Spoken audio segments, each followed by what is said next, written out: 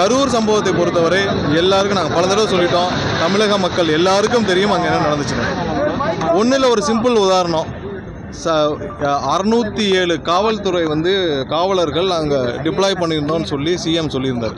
607, அதாவது சும்மா குத்து மதிப்பால் 607 காவலர்கள் சட்டசபையில் சொல்லியிருந்தார். திரு டேவிட்சன் அவர்கள் 500 காவலர்னு சொல்லியிருந்தார்.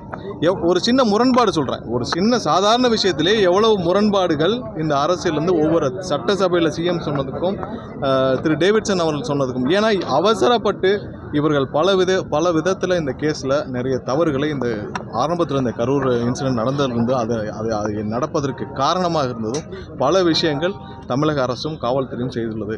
அது சம்பந்தப்பட்ட எல்லா விஷயத்தையும் எங்களால் முடிந்தளவு நாங்கள் கொடுத்துருக்கிறோம். அடுத்ததாக கடந்த வாரம் கரூர் சம்பவத்தில், அதாவது போஸ்ட்மார்ட்டமில் பல குளறுபடிகள் நடந்துள்ளது என்று நாங்கள் பல புகார்கள் முன்னே கூறியிருந்தோம்.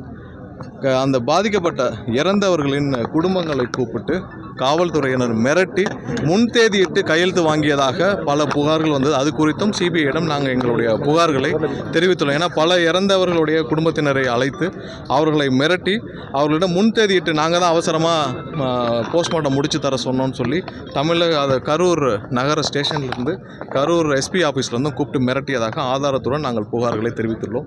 அது சம்பந்தமாக விரிவாக விசாரணை நடத்துவேன் என்று சிபிஐ